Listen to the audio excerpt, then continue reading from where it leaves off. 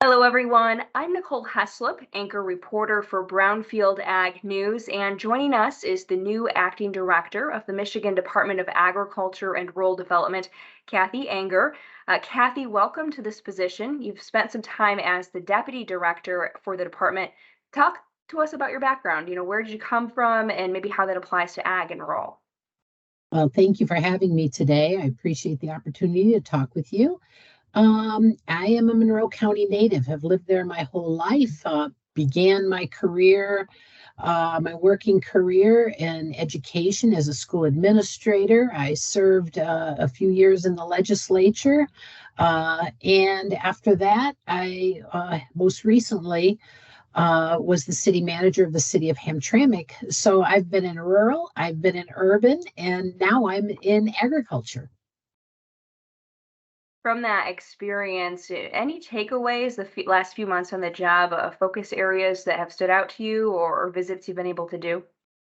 It's been a joy to join the Michigan Department of Agriculture and Rural Development, and continue some of the wonderful things that have been going on there, much like the tours throughout the state of Michigan, getting to know industry. I've had many conversations with commodity groups, environmentalists, interested parties, and I'll sit down with anyone anytime and who wants to work together and talk about the interests they have that are related to agriculture. And I think the thing that stands out the most with the department is there's 90 plus programs that the department is in charge of. And I've been digging down into those with the internal staff, learning more about all of those, and trying to find places where that we improve our services and that we continue to serve the residents of the state of Michigan, and also be mindful that we're the Great Lakes state and we care about our water, we care about our soil, we care about our resources, and that we make smart agriculture decisions going forward. From that experience and coming to the acting role, have you brought goals, priorities besides learning what's going on in the department to start you off with for 2023?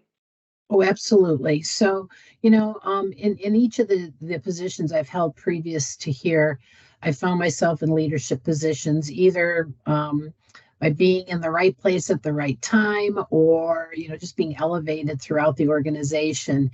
And when you're in those kind of positions, you learn to listen, and to observe what's going on. And I've always paid attention to our state government. I've paid attention to what the departments are doing, and so make no mistake that I've paid close attention to the governor and what she's been doing the last 4 years, and fully support working together with the residents of the state of Michigan, within the department, with our stakeholders on things like the Michigan Healthy Climate Plan, sustainability, improving access to preschool education, the Michigan Reconnect. Those are all things that are going to help with agriculture. I was really pleased to be at the State of the State and hear the governor's plan for the next 4 years going forward, and implementing the things that are going to make our state strong going forward. When she mentioned that quote from Senator Stabenow, that we make things and we grow things, I couldn't have been happier. Agriculture is a lot more than the just growing things, but saying that the kids that are born today and Michiganders in the future are going to benefit from our actions on climate action now, and that it's about jobs and being able to afford what we do, and work with clean energy. That's just what Michigan's about, and that's what's going to keep Michigan strong. You led me right into my next question on reaction to the state of the state. How do you see biodiesel, renewable fuels like ethanol or bio-based diesel, sustainable aviation fuel, and even the renewable energy component of that fitting in the agriculture department and with some of the comments that our governors mentioned? Well, it absolutely fits in with agriculture. As we move from the field, the farm in the field, to the processor, to the end user of products. We have to think about transportation costs. We have to think about keeping our climate healthy and being smart about those things. We're working with industry. We're working with environmentalists. And we want to build a brighter future. We need lower costs. We need to make sure that our farmers that are tilling the soil, that are processors, that are preparing products, that are grocery stores who are selling the products, that they're doing this in a way that is sustainable. We want to keep our place as the agriculture economic center that we are. When people look to Michigan, they say, you're the number one commodity producer in the state with a fresh water source. And so we want to protect that water. We want to take care of our soil, and we want to continue to lead, be a nationwide leader in agriculture. With these industry visits you've been doing across the food and ag supply chain, what has that kind of benefited? New partnerships, new areas of focus that you'd like to improve? Maybe how you'll continue those in your role? I think a lot of what we've seen, whether it's at a processor, whether it's in a farm field, whether it's at the Eastern market or a cheese factory, I don't think that there's been anybody who hasn't talked about sustainability, who hasn't talked about food security, who hasn't talked about lowering costs, who hasn't discussed labor issues. So there's a lot that's informed both myself, our staff, our team, and legislators who have accompanied us on these trips. When we talk about what's next for Michigan, it's continuing to pursue climate action. It's continuing to create jobs. It's continuing to lower costs. And, whether it's rural or urban, our families need to benefit from the work that we're doing. And so that's our focus. Some of the major investment money coming from federal dollars has helped to expand some of our processing here in agriculture and infrastructure. What are some of those projects that combine state and federal funds that are benefiting our ag community, or you'd like to see continued and expanded? Well, I will tell you that it's always good for Michigan to attract those federal dollars, combine them with what we have, and maximize what we can do, whether it's in roads, whether it's in infrastructure, whether it's in, ag development projects. When you talk about some of our processors being able to have wastewater disposal that works with our environmental practices that we want to promote in the state of Michigan.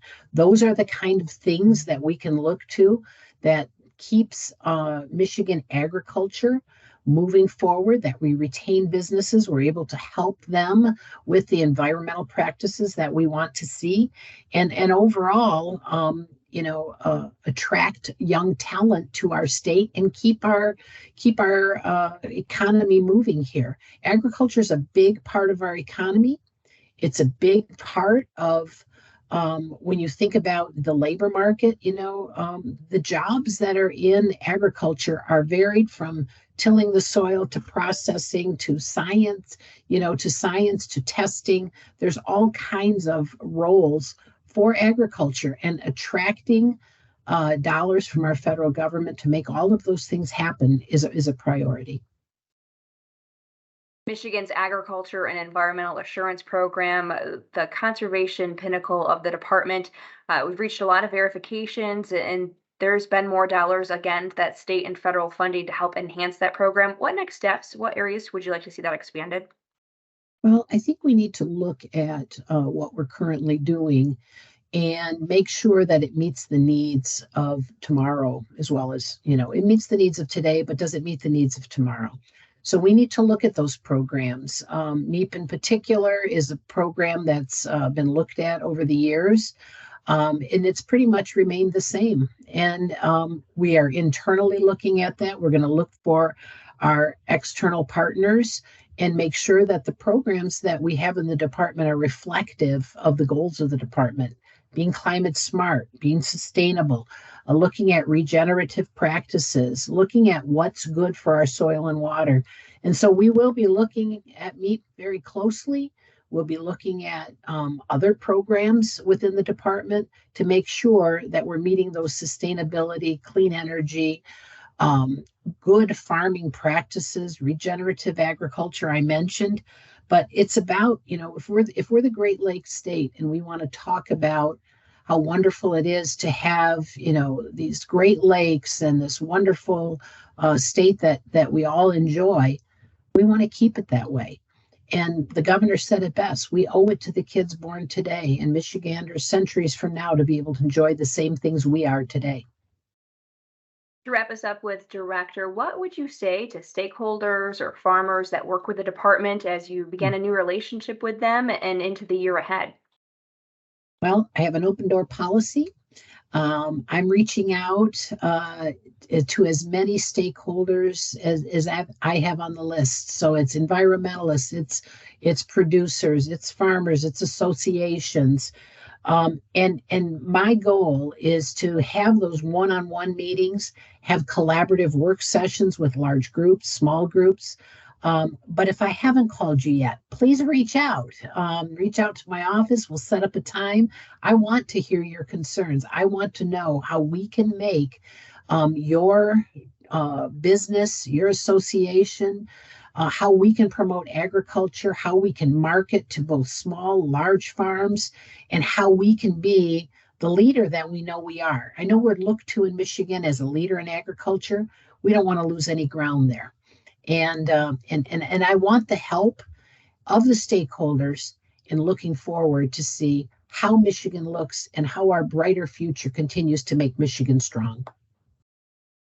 Again, Acting Director of the Michigan Department of Agriculture and Rural Development, Kathy Anger. Thank you for your time today. I thank you for the opportunity. I look forward to meeting with you again and talking about Michigan's agriculture and the future and how we make Michigan strong together. I'm Nicole Heslop with Brownfield.